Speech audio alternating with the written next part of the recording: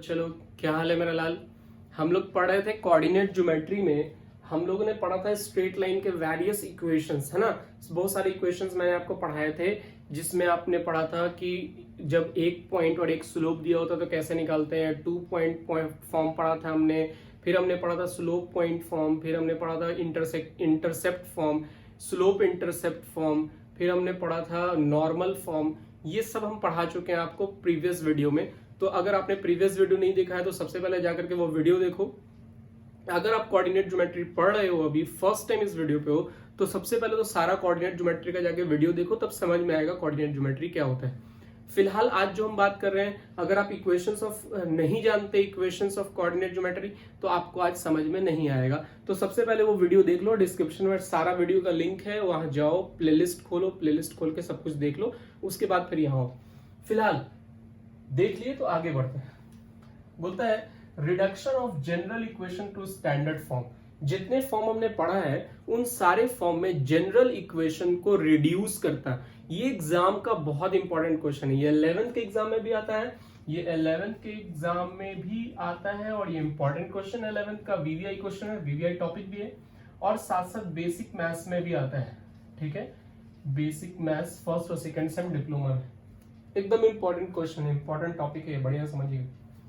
सबसे पहले हम लोग रिड्यूस कर रहे हैं, reduce to slope intercept form, intercept form, slope intercept form में रिड्यूस कर रहे हैं। स्लोप इंटरसेप्ट फॉर्म मैंने बताया था पिछली वीडियो में, क्या होता है, y is equal to m x plus c. क्या होता है जी, y is equal to m x plus c, ये मैंने पिछले वीडियो में बात किया था। तो इसी फॉर्म में रिड्यूस करना है जनरल इक्वेशन को। तो जनरल इक्वेशन स्ट्रेट लाइन का क्या होता है, जनरल इक्वेशन स्ट्रेट लाइन का होता है ax plus b y plus c बराबर 0। ये मेरा है general equation of straight line. ये जो general equation of straight line है, इसको इस इक्वेशन में कन्वर्ट करना है। ये इक्वेशन क्या है, y बराबर एम एक्स प्लस सी, यानी हमको y बराबर लिखना है। तो सबसे पहला हम ये काम करेंगे कि y को एक तरफ करेंगे by, बाकी सबको एक तरफ कर देंगे, यानी ax को उधर ले जाएंगे माइनस ax, c को उधर ले जाएंगे माइनस c। अब ये जो y है ये अकेला होता है, इसके साथ कोई नहीं होता है, तो y के साथ जो है उसको भी नीचे भेज देंगे, यानी y बराबर क्या हो गया, माइनस a बटा बी एक्स, ये b जाके डिवाइड हो गया, और माइनस c बटा b। ठीक है, यानी y is equal to m x. देखो ये x के पहले क्या हो गया m, और ये क्या है c, यानी यहां से आपको ये इक्वेशन रिड्यूस हो चुका है। ठीक है, ये मेरा आंसर हो गया। साथ साथ यहां से स्लोप कितना है, माइनस a बटा b, और y इंटरसेप्ट तुम्हारा, y इंटरसेप्ट कितना है, तो माइनस c बटा b, यानी यहां से इसको कंपेयर कर देते हैं। यही हो गया मेरा इसका सॉल्यूशन। अब जैसे फॉर एग्जांपल समझो, जैसे मान लो कहीं पे तुमको दिया हुआ है 3x माइनस 2y प्लस 7 बराबर 0, बोला है रिड्यूस कीजिए, किस में रिड्यूस कीजिए, स्लोप इंटरसेप्ट फॉर्म। तो सबसे पहले हम y को एक तरफ ले जाएंगे, तो यानी 2y, y उधर जाएगा तो पॉजिटिव हो जाएगा, ये सारा क्या है 3x प्लस 7, ये आ गया। अब ये जो y है वो अकेला होना चाहिए, तो इसके साथ जो है वो नीचे चला जाएगा, तो y बराबर क्या हो जाएगा 3 बटा 2x प्लस 7 बटा 2। समझ में आ रहा है, ये 2 को हमने डिवाइड कर दिया। अभी आ गया y is equal to m x plus c पे। ठीक, m के सामने क्या है, तो 3 बटा 2, और c के सामने क्या है 7 बटा 2। मेरा आंसर हो गया, समझ में आया। तो हमने क्या किया, रिड्यूस किया, कौन से फॉर्म में, स्लोप इंटरसेप्ट फॉर्म में। किसको, एक general equation of a straight line, ये मेरा general equation of a straight line था, इसको हमने रिड्यूस कर दिया किसमें, स्लोप इंटरसेप्ट फॉर्म में। अगला देखते हैं,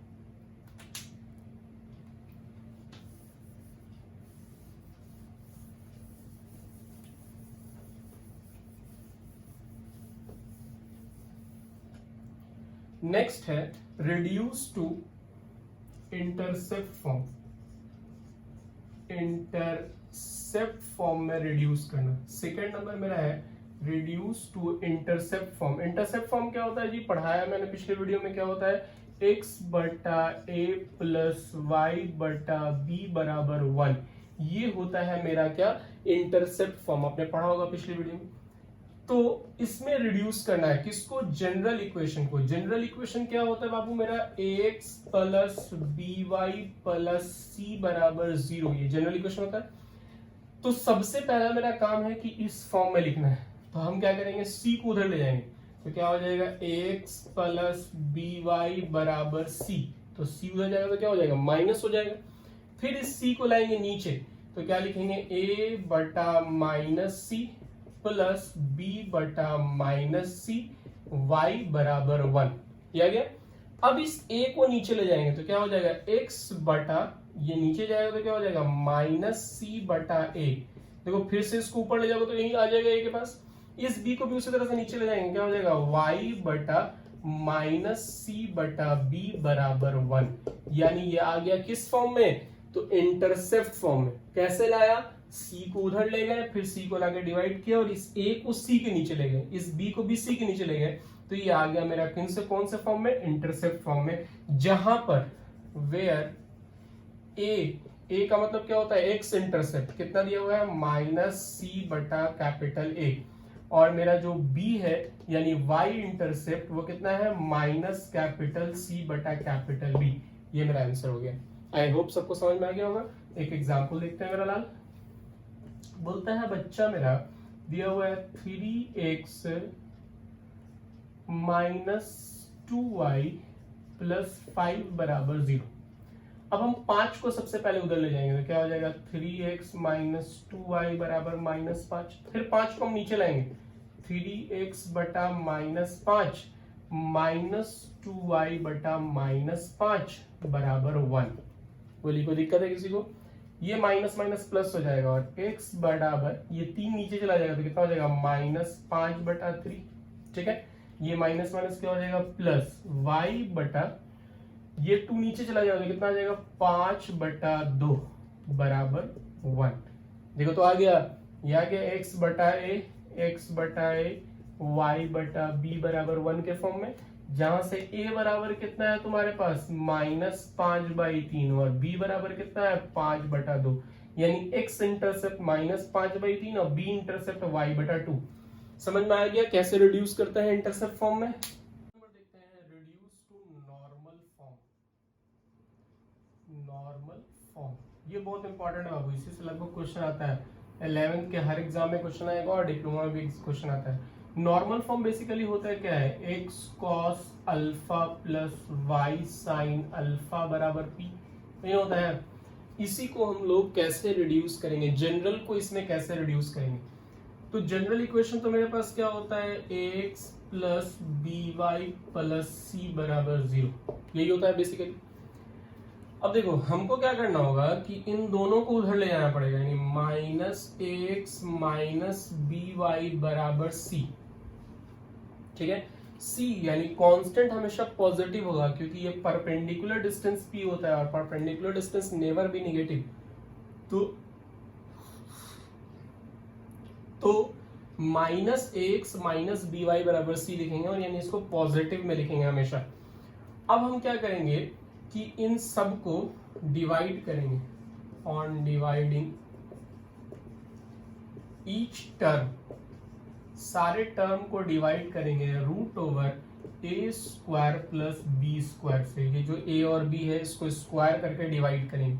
जब इसको स्क्वायर करके डिवाइड कीजिएगा क्या आएगा, minus a root over a square plus b square minus b बटा root over a square plus b square और c बटा root over a square plus b square, यही आएगा। तो यहां पर जो आपको फाइंड आउट हुआ ये x है यहाँ पे।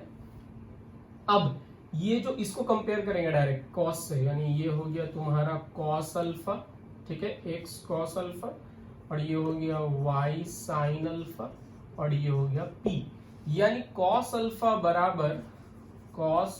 बराबर यहाँ से है माइनस a बटा root over a square plus b square, और तुम्हारा साइन अल्फा बराबर यहाँ से है माइनस b बटा root over a square plus b square, और परपेंडिकुलर डिस्टेंस तुम्हारा है ये c बटा root over a square plus b square. हमारा काम ये है कि हम यहाँ पर फाइंड करेंगे क्या, अल्फा एंगल फाइंड करेंगे और वहां लिख देंगे। ये मेरा काम होगा। बात करते हैं, एक एग्जाम्पल देखते हैं तो क्लियर हो जाएगा ये, जब तक इसको छाप। एक एग्जाम्पल देखते हैं इसका, √3x प्लस वाई माइनस 2 बराबर 0। अब इस 2 को उधर ले जाएंगे तो क्या हो जाएगा, √3x प्लस वाई, और ये उधर जाएगा तो कितना हो जाएगा, +2। ठीक है, अब हम डिवाइड करेंगे, on dividing each term by, किससे डिवाइड करेंगे बाबू, इसके स्क्वायर से, यानी √3 का स्क्वायर प्लस 1 का स्क्वायर। कितना आएगा, √3 का स्क्वायर 3 प्लस 1 4, यानी आ जाएगा 2। 2 से डिवाइड करेंगे तो कितना हो जाएगा, √3/2x 1/2y और 2/2 कितना हो जाएगा 1। यानी जब इसको कंपेयर करेंगे x cos alpha plus y sign alpha बराबर 1 p से, तो क्या आ जाएगा, cos अल्फा बराबर √3/2, साइन अल्फा बराबर 1/2 और p बराबर कितना आ गया 1। तो हमको यहाँ क्या चाहिए, अल्फा की वैल्यू चाहिए। तो साइन अल्फा 1/2 और cos अल्फा √3/2 कब होता है, जब अल्फा बराबर कितना होता है 60 डिग्री, जब अल्फा बराबर कितना होता है 30 डिग्री। तो आ गया मेरा, अब p बराबर कितना हो गया 1। यानी इसका बेसिकली आंसर क्या हो जाएगा, x cos 30 degree plus y sine 30 degree बराबर 1। यानी ये रिड्यूस हो गया। इसी तरह से बनाते हैं, है ना। अगर यहाँ पे मान लो कि तुमको डायरेक्ट अल्फा नहीं समझ में आ रहा है, तो आप निकालने के लिए क्या करेंगे, दोनों को डिवाइड कर देंगे, tan अल्फा साइन बटा कॉस, साइन बटा कॉस मतलब 1/2 बटा √3/2, 2 से 2 कट गया, आ गया 1/√3। तो 1/√3 अल्फा के कौन सा एंगल का वैल्यू होता है, 30 डिग्री का। ठीक है, ऐसा करके निकाल लेंगे। ठीक है, समझ में आ गया। ये आज हम लोग पढ़े थे reduction of equation in standard form, यानी जनरल फॉर्म को स्टैंडर्ड फॉर्म में कैसे चेंज करते हैं। ये क्वेश्चन बहुत इंपॉर्टेंट है, आता है एग्जाम में। तो आज हम लोग कोऑर्डिनेट ज्योमेट्री में रिडक्शन के बारे में बात किया। नेक्स्ट वीडियो में मिलेंगे तो इसके बारे में पढ़ेंगे कि एंगल बिटवीन टू लाइंस कैसे निकालते हैं, और distance between a line and a point के बारे में बात करेंगे नेक्स्ट वीडियो में। तब तक के लिए take care, good bye. Channel को सब्सक्राइब कर ही लोगे, लाइक भी कर लोगे, डेली लगाने की जरूरत है नहीं। Good bye.